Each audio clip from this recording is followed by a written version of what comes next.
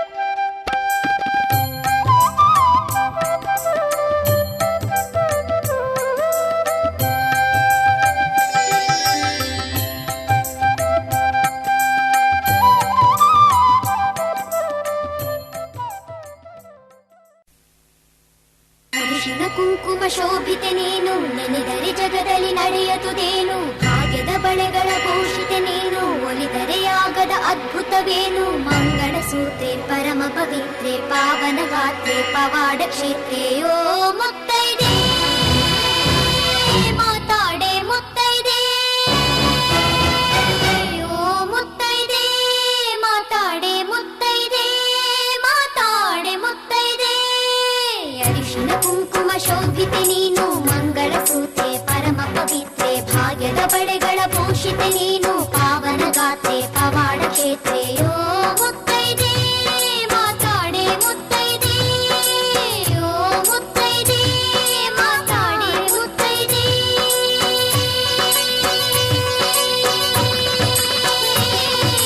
ನಿತ್ಯವು ನಿನ್ನ ಲೀಲೆಗಳನ್ನ ಹಾಡಿದೆವು ಪಾಡಿದೆವು, ನಮ್ಮನು ಹೆತ್ತ ಅಮ್ಮನು ಇತ್ತ ಸತ್ಯಗಳ ಹೇಳಿದೆವು, ಸರ್ವತ್ರ ಸತ್ಯ ಸಾಕ್ಷಿಗೆ ತಾಯಿ ನೀನಂತೆ ಬಂದು ನಮ್ಮನು ತಾಯಿ, ನಿನ್ನಂತೆ ಎಲ್ಲ ಎನ್ನುವ ತಾಯಿ ಈ ಒಗಟು ಬಿಡಿಸೆ ಮಂಗಳದಾಯಿ. ಪುರಾಣವಾಗಲಿ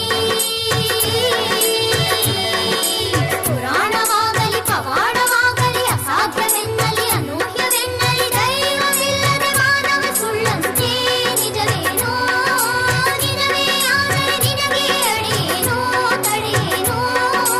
ಓ ಮುತ್ತೈದೆ ಮಾತಾಡೆ ಮುತ್ತೈದೆ, ಓ ಮುತ್ತೈದೆ ಮಾತಾಡೆ ಮುತ್ತೈದೆ.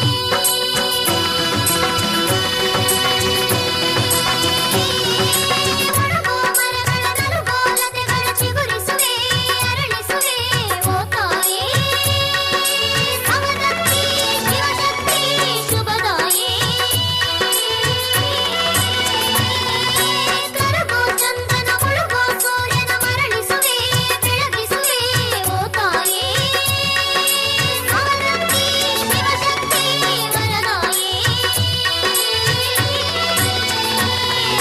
ನಮ್ಮಮ್ಮ ನೀ ವಸಂತಕ್ಕೆ ತಾಯಿ, ಗಾದಾರಿ ಕೈಲಿ ತಿರುಗಿಸ ಮಾಯೆ, ನಿನ್ನಾಯಿ ಹಣೆಯ ಕುಂಕುಮದಂತೆ ಈ ತಾಯ ಮೊಗದ ಕಳೆಯನ್ನು ಕಾಯಿ. ಕುಂಕುಮ ಕಾಶಿ ನಿನ್ನ ಕ್ಷೇತ್ರ ಕುಂಕುಮ ಕಾಶಿ, ನೀಡೇ ಒಂದು ಚಿಟಿಕೆ ನಮ್ಮಿ ತಾಯ ಮೊಗಕ್ಕೆ.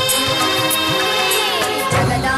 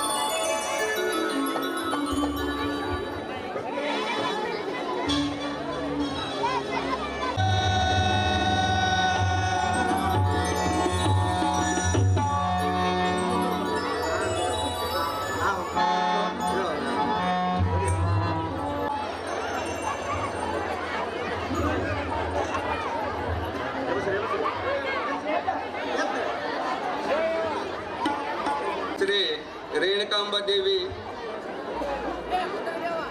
ಕಾರ್ತಿಕೋತ್ಸವದ ಅಂಗವಾಗಿ ಇಂದು ಬಿದರಳಿಸಿದಂಥ ಎಲ್ಲರನ್ನೂ ನಾನು ಈ ಒಂದು ನಾಟಕ ಮಂಡಳಿಯ ಪರವಾಗಿ ಸುಸ್ವಾಗತವನ್ನು ಪ್ರಪ್ರಥಮ ಬಾರಿ ಸ್ವಾಗತ ಮಾಡ್ಕೊಳ್ತಾ ಇದ್ದೇನೆ. ಜೊತೆಗೆ ಈ ಒಂದು ಅಭಿಮಾನಿ ದೇವರುಗಳೆಲ್ಲ ನೀವು ಇವತ್ತು ಆ ಒಂದು ಮುದ್ದು ಮಕ್ಕಳ ಒಂದು ನಾಟಕವನ್ನು ವೀಕ್ಷಣೆ ಮಾಡಲು ಬಂದಂಥ ತಮ್ಮೆಲ್ಲರಿಗೂ ನಾನು ನಾಟಕದ ಮಂಡಳಿಯ ಪರವಾಗಿ ಸುಸ್ವಾಗತವನ್ನು ಕೋರ್ತಾ ಇದ್ದೇನೆ. ಇನ್ನು ಶ್ರೀ ರೇಣುಕಾಂಬ ದೇವಿ ನಾಟಕದ ಒಂದು ಕಾರ್ಯಕ್ರಮದ ಮೂಲ ಉದ್ದೇಶ, ಇಲ್ಲಿ ರೇಣುಕಾಂಬ ದೇವಿ ಕಲಾ ನಾಟ್ಯ ಸಂಘ ಬಿದರಳ್ಳಿ ಇವರು ಶ್ರೀಯುತ ವೇದಮೂರ್ತಿ ಮಹಾಂತಯ್ಯ ಹೊಸಮಠ್ ಹಾಗೂ ಗುರುಸಿದ್ದಯ್ಯ ಹಿರೇಕುಂಬಿ ಇವರ ಒಂದು ಸಾರಥ್ಯದಲ್ಲಿ, ಇವರ ಒಂದು ಕೃಪಾ ಆಶೀರ್ವಾದದಿಂದ ಇವತ್ತು ಈ ಗ್ರಾಮದಲ್ಲಿ ನಾಟಕವನ್ನು ಅಭಿನಯಿಸ್ತಾ ಇದ್ದಾರೆ. ಶ್ರೀಯುತ ಚಿಗಿರಿ ಇವರ ಒಂದು ದ್ವಿತೀಯ ವಿರಚಿತ ಒಂದು ನಾಟಕ ರೈತನ ರಕ್ತದಲ್ಲಿ ರಾಜಕೀಯ ಚಲ್ಲಾಟ ಎಂತಕ್ಕಂಥ ಒಂದು ನಾಟಕ. ಲಿಂಗರಾಜ್ ದೊಡ್ಡಮನಿ ಇವರ ಶಿಷ್ಯರಾದ ಶ್ರೀ ಕೊಟ್ಟಪ್ಪ ಕಿಲಾರೆ ಹಾಗೂ ತಬಲಾವಾದಿ ಇದೇ ಊರಿನವರು ಮಂಜುನಾಥ್ ನಂದಗಾವಿ ಸಾಕಿನ್ ಬಿದರಳ್ಳಿ ಇವರ ಒಂದು ಸಂಗೀತ ನಿರ್ದೇಶನದಲ್ಲಿ ಈ ನಾಟಕ ಪ್ರಾರಂಭವಾಗಿದೆ. ಇನ್ನು ಈ ಒಂದು ನಾಟಕದ ಅಧ್ಯಕ್ಷತೆಯನ್ನು ಗ್ರಾಮದ ವಹಿಸ್ಕೋಬೇಕಾಗಿತ್ತು. ಅವರ ಒಂದು ಅನುಪಮ ಸ್ಥಿತಿ ಒಳಗ ಗ್ರಾಮ ಪಂಚಾಯತಿಯ ಉಪಾಧ್ಯಕ್ಷನಿಯಾದ ಶ್ರೀಮತಿ ಗೌರಮ್ಮ ಈ ಶಿರಟ್ಟೆ ಇವರು ಈ ಒಂದು ಕಾರ್ಯಕ್ರಮದ ಘನ ಅಧ್ಯಕ್ಷತೆಯನ್ನು ವಹಿಸ್ಕೋಬೇಕಂತೇಳಿ ನಾನು ಅವರೆಲ್ಲ ಕೇಳ್ಕೊಳ್ತಾ ಇದ್ದೇನೆ. ಅದೇ ರೀತಿಯಾಗಿ ಉದ್ಘಾಟಕರು ಶ್ರೀಯುತ ಮಂಜಪ್ಪ ಮುಂಡವಾಡ ಹಾಗೂ ರವಿ ಪಾಟೀಲ್ ರೇಣುಕಾಂಬ ದೇವಿ ಟ್ರಸ್ಟ್ ಕಮಿಟಿ ಅಧ್ಯಕ್ಷರು ಇವರು ಈ ಉದ್ಘಾಟಕರಾಗಿ ಆಗಮಿಸಿದ್ದಾರೆ. ಇವರನ್ನು ನಾನು ಸುಸ್ವಾಗತವನ್ನು ಕೋರ್ತಾ ಇದ್ದೇನೆ. ಜೊತೆಗೆ ಜ್ಯೋತಿಯನ್ನು ಬೆಳಗಿಸಲು ಇರುವಂಥ ಶ್ರೀ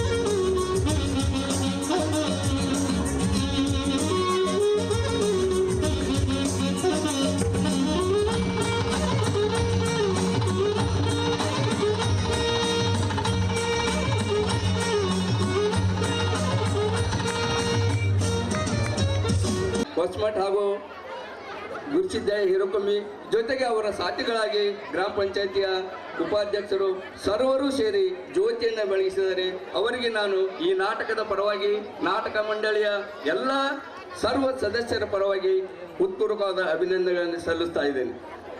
ಇನ್ನು ಇದೇ ರೀತಿಯಾಗಿ ಮಾಡಲು ಕಾತುರರಾಗಿದ್ದೀರಿ. ಇದೀಗ ನಾಟಕದ ಉದ್ಘಾಟನೆಯನ್ನ ಶ್ರೀಯುತ ಮಂಜಪ್ಪ ಮುಂಡವಾಡ್ ಹಾಗೂ ರವಿಗೌಡ ಪಾಟೀಲ್ರು ಈ ಒಂದು ನಾಟಕದ ಉದ್ಘಾಟನೆಯನ್ನ ನೆರವೇರಿಸಿಕೊಡಬೇಕು. ಜೊತೆಗೆ ಈ ಒಂದು ಕಾರ್ಯದಲ್ಲಿ ವೇದಿಕೆಯನ್ನು ಅಲಂಕರಿಸಿರ್ತಕ್ಕಂಥ ಎಲ್ಲರೂ ಸೇರಿ ಉದ್ಘಾಟನೆ ಕಾರ್ಯವನ್ನು ನೆರವೇರಿಸಬೇಕಂತೇಳಿ ಅವರಲ್ಲಿ ಕೇಳ್ಕೊಳ್ತಾ ಇದ್ದೇನೆ. ಇಲ್ಲಿ ಬನ್ನಿ.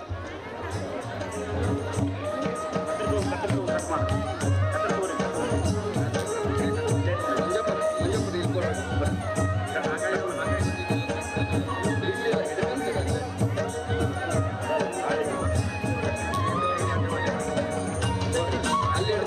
ಏಯ್ ಅಲ್ಲಿ ಕೊಡಿ ಹಲೋ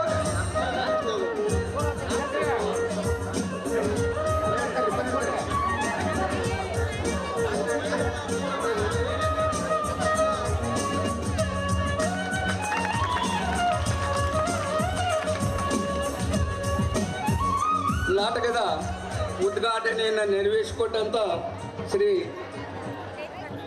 ರೇಣುಕಾಂಬಾದೇವಿಯನ್ನು ನಮಸ್ಕರಿಸುತ್ತಾ ಈ ಒಂದು ರೇಣುಕಾಂಬಾದೇವಿ ಕಲಾನಾಟ್ಯ ಸಂಘದ ಉದ್ಘಾಟನೆಗೆ ಆಗಮಿಸಿರುವಂಥ ನಮ್ಮ ಗ್ರಾಮ ಪಂಚಾಯಿತಿಯ ಸಹೋದರಿಯಾದ ಗೌರಮ್ಮ ಸಿರಟ್ಟಿಯವರೇ ಹಾಗೂ ಉದ್ಘಾಟಕರಾಗಿ ಆಗಮಿಸಿರುವಂಥ ಮಂಜುನಾಥ್ ಮುಂಡವಾಡ ಅವರೇ ಹಾಗೂ ರವಿಗೌಡರೇ ಹಾಗೂ ಜ್ಯೋತಿ ಬೆಳಗೋಸಿರುವ ಮಾಂತಾಯಿ ಹೊಸಮಠ ಅವರೇ ಗುರುಸಿದ್ದಯ್ಯ ಹಿರೇಕುಂಬೆ ಅವರೇ ಇಂದಿನ ಆಧುನಿಕ ಯುಗದಲ್ಲಿ ಟಿ ವಿ ಮಾಧ್ಯಮ ಹಾಗೂ ಇರ್ಬೋದು ಹಾಗೂ ನಮ್ಮ ಮೊಬೈಲ್ ಇವೆಲ್ಲವನ್ನು ಹೊರತುಪಡಿಸಿ ನಾಶವಾಗುತ್ತಿರುವಂಥ ಈ ನಮ್ಮ ಗ್ರಾಮೀಣ ಕಲೆಯನ್ನು ಬಿದ್ರಳ್ಳಿ ಗ್ರಾಮದ ಪ್ರತಿ ವರ್ಷವೂ ಸಹಿತ ಕಾರ್ತಿಕೋತ್ಸವ ಐತೆ ಅಂದ್ರೆ ಒಂದು ನಾಟಕ ಒಂದು ಕಬಡ್ಡಿ ಇದು ಕಾಯಂ ಇರೋದು ಬಿದ್ರಳ್ಳಿ ಒಳಗೆ ಅಂದ್ರೆ ಅಷ್ಟು ಹೆಸರುವಾಸಿ ಆಗೈತಿ.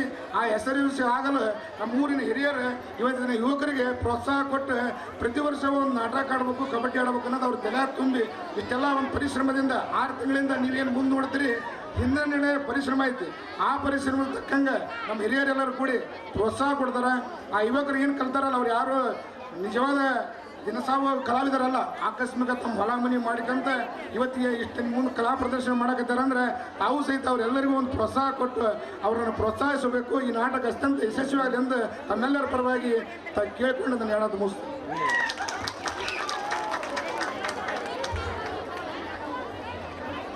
ಪ್ರಥಮ ಬಾರಿಗೆ ಕಲೆಯನ್ನು ಪ್ರದರ್ಶಿಸಲು ಯುವ ಮಿತ್ರರು ಎಲ್ಲ ಒಂದು ಉದಾಹರಣೆ ಹೇಳ್ಬೇಕಂದ್ರೆ ಎಲ್ಲ ಶಿಷ್ಯಂದರು ನನ್ನ ಶಿಷ್ಯಂದರು ಅಂತ ಒಂದು ಮಕ್ಕಳ ಒಂದು ಕಲೆಯನ್ನು ಕಂಡು ತಾವೆಲ್ಲ ಅಭಿಮಾನಿ ದೇವರುಗಳು ಆ ಮಕ್ಕಳಿಗೆ ನೀವೆಲ್ಲ ಪ್ರೋತ್ಸಾಹ ಕೊಡಬೇಕು. ಪ್ರಥಮವಾಗಿ ಈ ಒಂದು ಬಣ್ಣವನ್ನು ಹಚ್ಕೊಂಡು ಕಾರ್ಯವನ್ನು ನಿರ್ವಹಿಸ್ತಕ್ಕಂಥ ಆ ಎಲ್ಲ ವಿದ್ಯಾರ್ಥಿಗಳು. ಇನ್ನು ವೇಳೆಯ ಅಭಾವ ಕೆಲವೊಂದು ಕಾರ್ಯಕ್ರಮವನ್ನು ಈ ಒಂದು ನಾಟಕ ಮಂಡಳಿಯವರು ಇಟ್ಕೊಂಡಿದ್ದಾರೆ. ಸನ್ಮಾನ ಕಾರ್ಯಕ್ರಮ ಗ್ರಾಮ ಪಂಚಾಯಿತಿಯ ಅಧ್ಯಕ್ಷರು, ಉಪಾಧ್ಯಕ್ಷರು, ಸರ್ವ ಸದಸ್ಯರೆಲ್ಲ ವೇದಿಕೆಗೆ ಬಂದು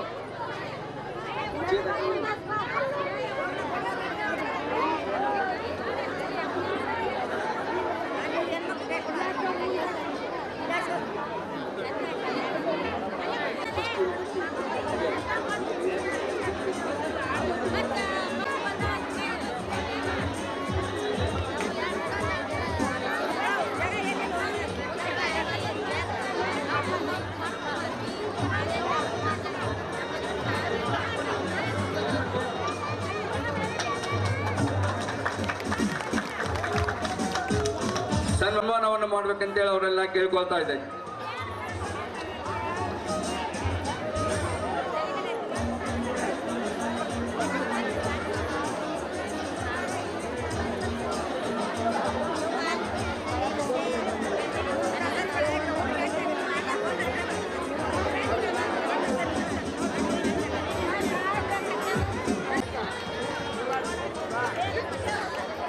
ಉದ್ಘಾಟನೆಯನ್ನು ನೆರವೇರಿಸಿ ರೇಣುಕಾಂಬ ಟ್ರಸ್ಟ್ ಕಮಿಟಿ ಅಧ್ಯಕ್ಷರು ಅವರಿಗೂ ಸಹ ಸನ್ಮಾನವನ್ನು ಮಾಡಬೇಕಂತೇಳಿ ಕೇಳ್ಕೊಳ್ತಾ ಇದ್ದೇನೆ.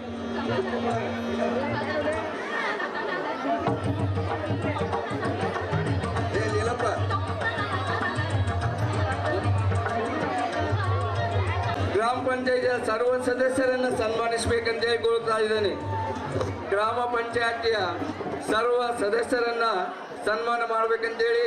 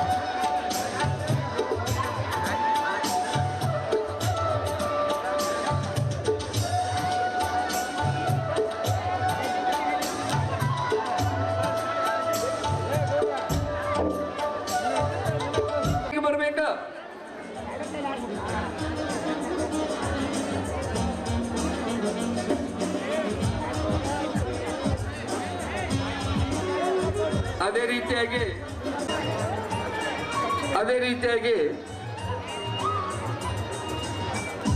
ಇಲ್ಲಿ ಶ್ರೀ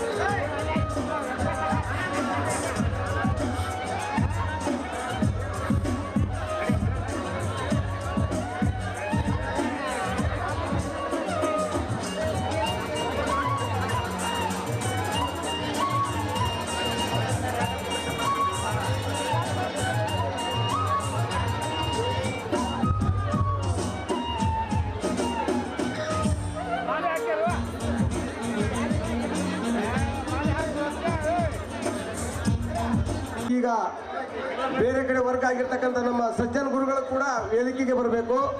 ಅವ್ರಿಗೂ ಕೂಡ ಈ ಕಾರ್ಯಕ್ರಮದಲ್ಲಿ ಸನ್ಮಾನವನ್ನು ಇಟ್ಟುಕೊಂಡಿದ್ದೇವೆ. ಅವರು ವೇದಿಕೆಗೆ ಬರಬೇಕಾಗಿ ತಮ್ಮಲ್ಲಿ ಕೇಳ್ಕೊಳ್ತಾ ಇದ್ದೇವೆ.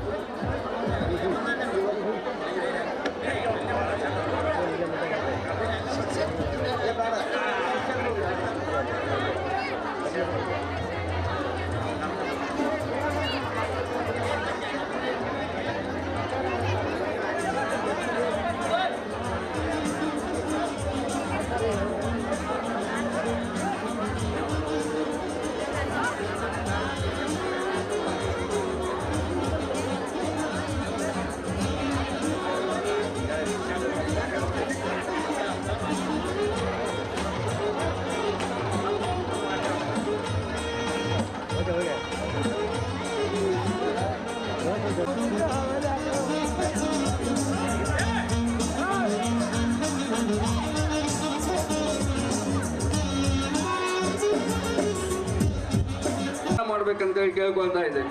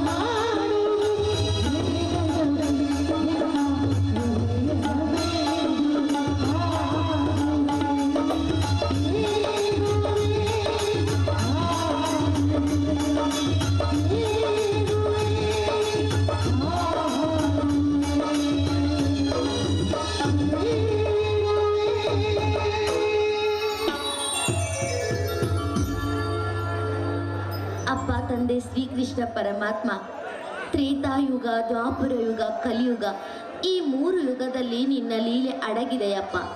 ದ್ವಾಪರ ಯುಗದಲ್ಲಿ ತಾನು ಮಾಡಿದ ತಪ್ಪನ್ನು ಅವರೇ ಅರಿತುಕೊಳ್ಳುತ್ತಿದ್ದರು.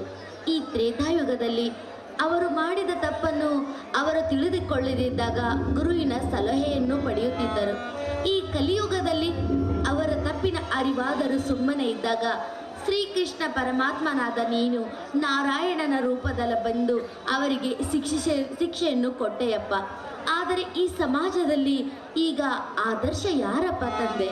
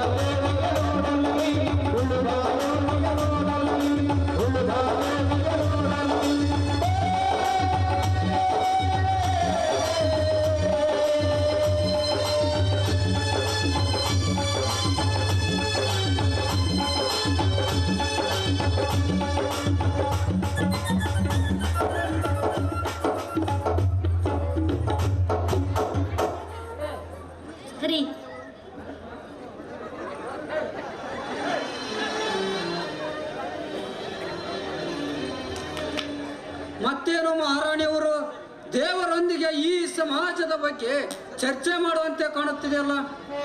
ಬನ್ನಿ ಸ್ವಾಮಿ, ನಾನು ಈ ದೀಪದ ಕಾಂತಿ ಹೆಚ್ಚುವಂತೆ ಈ ಸಮಾಜ ಜನರು ಯಾವಾಗ ಸುಧಾರಿಸುತ್ತಾರಪ್ಪ ಅಂತ ದೇವರ ಹತ್ರ ಕೇಳುತ್ತಿದ್ದೆ. ಸಕ್ಕುಬಾಯಿ, 6 ಕೊಟ್ಟರೆ ಅತ್ತ ಕಡೆ, 3 ಕೊಟ್ಟರೆ ಸೊಸೆ ಕಡೆ ಎಂಬ ಗಾದೆ ಅಂತಾಗಿದೆ ಹಿಂದಿನ ಈ ಸಮಾಜದ ಪರಿಸ್ಥಿತಿ.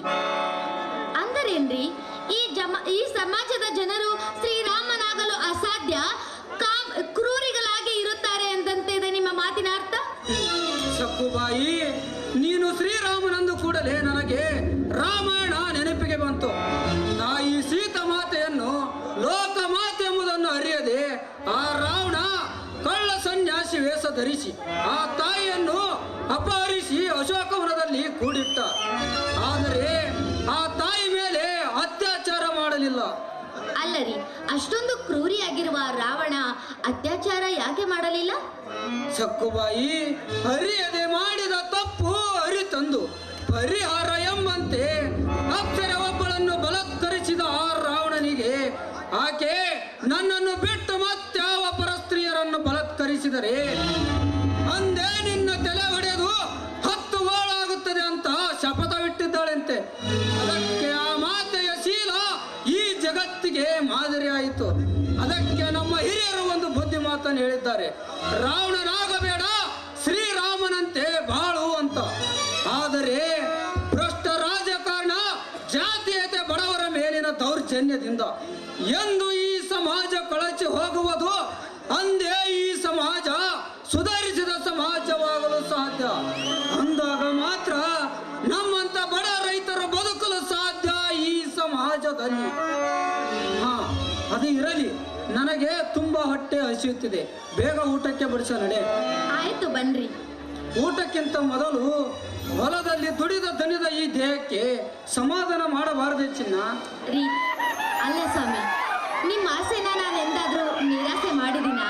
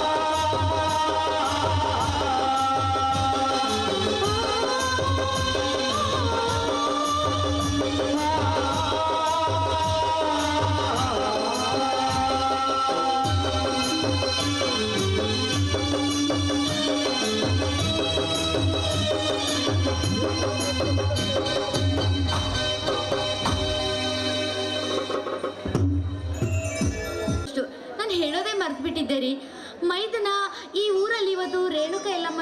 ಸಕ್ಕುಬಾಯಿ, ನನ್ನ ಮುದ್ದಿನ ತಮ್ಮ ರಾಜೇಂದ್ರನು ಎಲ್ಲಿ ಹೋಗಿದ್ದಾನೆ? ಅಯ್ಯೋ, ನಾನು ಹೇಳೋದೇ ಮರ್ತಿದ್ದೆ ಅದನ್ನೇ ಹೇಳೋಣ ಅಂತ ಬಂದೆ. ಈ ಊರಲ್ಲಿ ಇವತ್ತು ರೇಣುಕ ಎಲ್ಲಮ್ಮ ತಾಯಿ ಜಾತ್ರಾ ಮಹೋತ್ಸವದಲ್ಲಿ ಜೋಡತ್ತಿಗಳ ಸ್ಪರ್ಧೆ ಇಟ್ಟಿದ್ದಾರಂತೆ. ಅಲ್ಲಿ ಮೈದುನ ಕೂಡ ಹೋಗಿದ್ದಾನೆ. ಅಣ್ಣನ್ಗೆ ಬಂದ ತಕ್ಷಣ ತಿಳಿಸು ಅತ್ತಿಗೆ ಅಂತ ಹೇಳಿದ್ದ. ಸಕ್ಕುಬಾಯಿ, ನಮ್ಮಂತ ಬಡ ರೈತರಿಗೆ ಏಕೆ ಬೇಕು ಸ್ಪರ್ಧೆ ಮಾಡುವ ಕೆಲಸ? ಅಲ್ಲ ರೀ, ಬಡವರಾಗಿ ಹುಟ್ಟೋದು ತಪ್ಪು. ಬಡವರಾಗಿ ಹುಟ್ಟೋದು ತಪ್ಪಲ್ಲ, ಆದ್ರೆ ಬಡವರಾಗಿದ್ದೀವಿ ಅಂತ ಹೆದರ್ಕೊಳ್ಳೋದು ಮಹಾ ದೊಡ್ಡ ತಪ್ಪು. ನೋಡಿ, ನನ್ನ ಮೈದನ ವೀರ ಅಭಿಮಾನಿ ಇದ್ದಂಗೆ, ಅವನು ಜಯಶಾಲಿ ಆಗಿ ಬಂದೇ ಬರ್ತಾನಂತ ಈ ನನ್ನ ಮನಸ್ಸು ಹೇಳ್ತಿದೆ ರೀ. ನೋಡ್ರಿ, ನನ್ನ ಮೈದನ ಬಂದೇ ಬಿಟ್ಟ.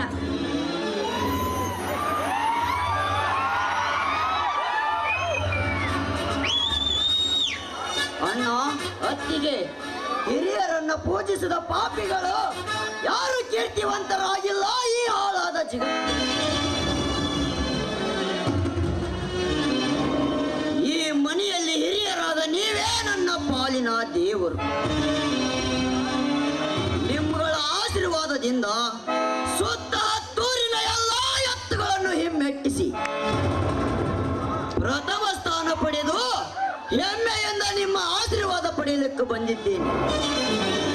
ಅತ್ತಿಗೆ, ಆಶೀರ್ವಾದ ಮಾಡಿ. ಅಪ್ಪ ಮೈದುನ, ಆ ತಾಯಿ ರೇಣುಕ ತಾಯಿ ಆಶೀರ್ವಾದ ನಿನ್ನ ಮೇಲೆ ಯಾವಾಗ್ಲೂ ಇರ್ಲಪ್ಪ. ಹೀಗೆ ನೀನು ಎಲ್ಲಾ ಸಲ ಜಯಶಾಲಿಯಾಗಿ ಬಾ, ಮತ್ತೆ ಅನ್ಯಾಯದ ವಿರುದ್ಧ ಹೋರಾಡಿ ನಿಲ್ಲು ಮಗನೇ. ಅಣ್ಣ, ನೀವು ಕೂಡ ಆಶೀರ್ವಾದ ಮಾಡಿ. ರಾಜೇಂದ್ರ, ನಿನಗೇಕೆ ಬೇಕಿತ್ತು ಎಂತ ಹಿರತನದ ಕೆಲಸ? ಹೋಗು, ಮರಳಿ ಹೋಗಿ ಕೊಟ್ಟು ಬಾ ಗೆದ್ದಿರುವ ಪದಕವನ್ನು. ಯಾಕಣ್ಣ, ಏನಾಯ್ತು ನಿನಗೆ? ಏಕೆ ಹೆದರುತ್ತಿರುವೆ ಅಣ್ಣ? ಅಣ್ಣ, ಇದುವರೆಗೂ ಯಾವ ಸೈನಿಕನಿಗೂ ಸಿಕ್ಕ ಪರಮವೀರ ಚಕ್ರ ಶೌರ್ಯ ಕೀರ್ತಿಯನ್ನು ಯಾವ ಸರ್ಕಾರಕ್ಕೆ ವಾಪಸ್ ನೀಡಿಲ್ಲ ಅಣ್ಣ, ವಾಪಸ್ ನೀಡಿಲ್ಲ ಅಣ್ಣ. ಅವರು ತಮ್ಮ ಶೌರ್ಯ ಸಾಹಸದಿಂದ ಪಡೆದಿದ್ದು ಲಾಭಿ ಮಾಡಿ ಅಲ್ಲ ಅಣ್ಣ, ಲಾಭಿ ಮಾಡಿ ಅಲ್ಲ. ಅಂದಾಗ ನಮ್ಮಂತ ಬಡ ರೈತರು ನಾವ್ಯಾಕಣ್ಣ ಮರಳಿ ಕೊಡಬೇಕು? ರಾಜೇಂದ್ರ, ಈ ಪಾಂಡವಪುರದಲ್ಲಿ ಇಂಥ ವಿಜಯದ ಪದಕಗಳು ನಮ್ಮಂತ ಬಡ ರೈತರಿಗಲ್ಲಪ್ಪ. ಶ್ರೀಮಂತಿಕೆಯಿಂದ ಕೊಬ್ಬಿನಿಂದ ಒಬ್ಬಿ ನಿಂತ ಆ ದೇಸಾಯಿ ಹಾಗೂ ರುದ್ರೇಗೌಡನಂತವರಿಗೆ ಮಾತ್ರ ಸೀಮಿತ. ದಕ್ಕದಿದ್ದರೆ ದುಃಖ ಕೊಡುವ ಜೈಮಾನ ಅವರದು. ಅಂಥದ್ರಲ್ಲಿ ಈ ಸುದ್ದಿ ಕೇಳಿದರೆ ಆ ಕದಿಮರು ಸುಮ್ಮನಿರುವರೇನಪ್ಪ, ಸುಮ್ಮನಿರುವರೇ? ಅಣ್ಣ, ಯುದ್ಧಕ್ಕೆ ನಿಂತವನಿಗೆ ಗೊತ್ತಿರಬೇಕಾಗಿತ್ತು ಗೆಲುವಿನ ಗುರಿಯ ಹೊರತು ಎದುರಾಳಿಯ ಇತಿಹಾಸವಲ್ಲ ಅಣ್ಣ, ಎದುರಾಳಿ.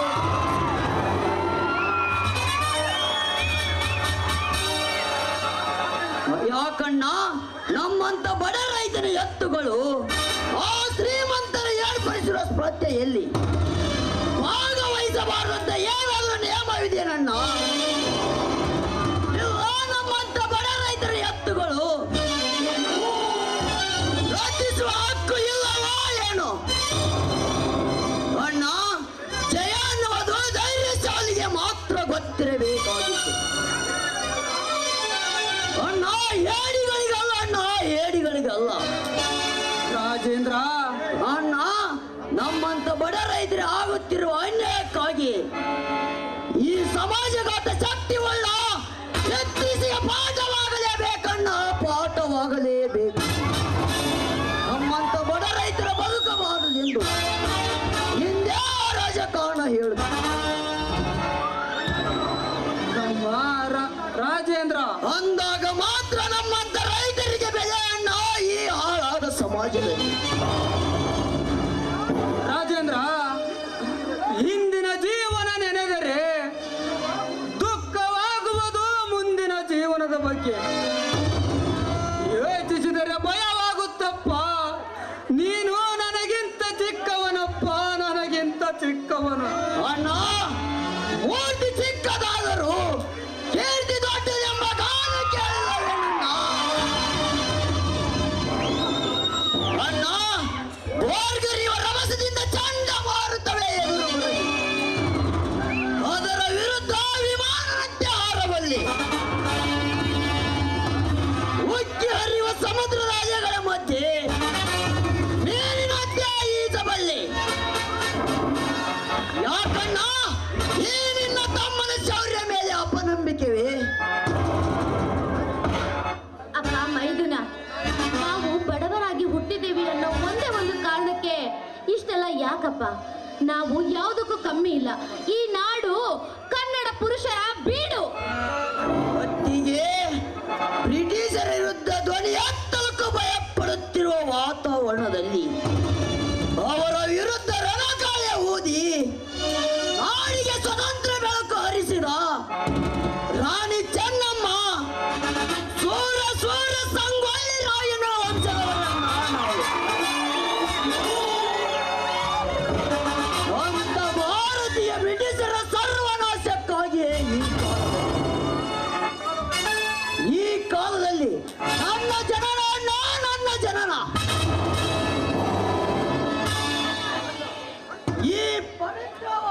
ಈ ಪವಿತ್ರವಾದ ಮಣ್ಣಿನಲ್ಲಿ ಹುಟ್ಟಿರುವ ಬಡ ರೈತರಿಗೆ ಆಗುತ್ತಿರುವ ಅನ್ಯಾಯಕ್ಕಾಗಿಯೇ ನನ್ನ ವೀರ ಮರಣ. ರಾಜೇಂದ್ರ, ಕತ್ತಲಿನಿಂದ ಕತ್ತಲನ್ನು ಒಡೆದು ಓಡಿಸುವುದಕ್ಕೆ ಸಾಧ್ಯವಿಲ್ಲಪ್ಪ, ಸಾಧ್ಯವಿಲ್ಲ. ಅದಕ್ಕೆ ಪ್ರೀತಿ ಬೇಕು. ದೇಶದಿಂದ ದ್ವೇಷವನ್ನು ನಾಶ ಮಾಡುವುದಕ್ಕೆ ಸಾಧ್ಯವಿಲ್ಲಪ್ಪ, ಸಾಧ್ಯವಿಲ್ಲ. ಅದಕ್ಕೆ ಸಹನೆ ಬೇಕು. ಪ್ರತಿ ಕ್ಷಣವೂ ಸಮರವನ್ನೇ ಎದುರು ನೋಡುತ್ತಿದ್ದ ಬಾಲಭಾಸ್ಕರನಿಗೆ ಆ ಅರ್ಜುನ ಸಾಟಿಯಲ್ಲ. ಆದರೆ ಪರರ ಮೋಸದ ಸಹಾಯದಿಂದ ತ್ರಿಲೋಕ ಗಂಡನಾದ ಅರ್ಜುನನನ್ನು ಆ ಬಾಲಕ ಸೋಲಿಸಲಿಲ್ಲವೇ? ಅಣ್ಣ, ಶತ್ರುಗಳಿಲ್ಲದೆ ಬದುಕಬಹುದು, ಆದರೆ ನಮ್ಮಂತ ಬಡ ರೈತರು ಬೆಳೆಯಲು ಸಾಧ್ಯವಿಲ್ಲ ಅಣ್ಣ, ಸಾಧ್ಯವಿಲ್ಲ. ಅಣ್ಣ, ಹುಟ್ಟುವಾಗ ರಕ್ಷಿಸಲು ಬಂದ ಡಾಕ್ಟರ್ ನನ್ನು ಯಾವ ಜಾತಿಯೆಂದು ಕೇಳಲಿಲ್ಲ. ಸಾಯುವಾಗ ನೀರು ಬಿಡಲು ಬಂದವನು ಯಾವ ಜಾತಿಯೆಂದು ಕೇಳಲಿಲ್ಲ. ಬದುಕಿರುವಾಗ ಮಾತ್ರ ಜಾತಿ ಬಡವ ಶ್ರೀಮಂತ ಅಂತ ಜಗಳ ಹಚ್ಚುತ್ತಾರೆ ಈ ಹಾಳಾದ ಸಮಾಜದ ಜನ. ಅಣ್ಣ, ಬೆಟ್ಟದಂತೆ ಈ ನಿನ್ನ ತಮ್ಮ ಇರೋವರೆಗೂ ಈ ಊರಲ್ಲಿ ನಿನ್ನ ತಲೆ ಕೆಳಗಾಗಬಾರದಣ್ಣ, ಕೆಳಗಾಗಬಾರದು. ಇದು ನಮ್ಮನ್ನು ಎತ್ತವರ ಮೇಲಾಣೆ. ಅಣ್ಣ, ಎಲ್ಲಿ ಸ್ವಲ್ಪ ನಗು ನೋಡೋಣ. ಅತ್ತಿಗೆ, ಸಹನ ಎಲ್ಲಿ? ಅವಳು ನೀರ್ ತರಲು ಹೋಗಿದ್ಲು, ಇನ್ನೂ ಬಂದಿಲ್ಲ.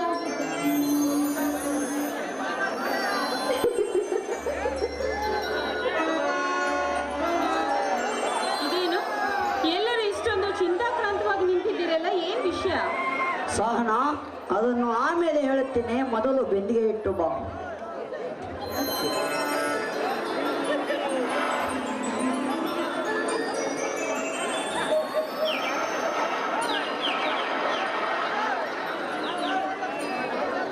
ಸಹನ, ಅತ್ತಿಗೆ, ನಿಮ್ಮ ಹಾಡಿನಿಂದಲೇ ನಾನು ಅಣ್ಣನ ನಗುಮುಖ ನೋಡಲೇಬೇಕು. ಎಲ್ಲಿ ಒಂದು ಇಂಪಾದ ಸಾಂಗನ್ನು ಹಾಡಿ. ನೋಡಪ್ಪ ಮೈದನ, ಈ ಜೀವ ಹೋದ ಮೇಲೆ ದೇಹ, ಈ ನಾಶವಾದ ನಾಡು, ಇದನ್ನೆಲ್ಲ ಅಳೆದು ನೋಡಿದಾಗ ನಿಮ್ಮಿಬ್ಬರ ಅಣ್ಣ ತಮ್ಮಂದಿರ ಪ್ರೀತಿನೇ ಹೆಚ್ಚೆನಿಸುತ್ತದೆ. ಬನ್ನಿ, ನಿಮ್ಮ ಆಸೆ ಎಂದನೇ ಆಗಲಿ.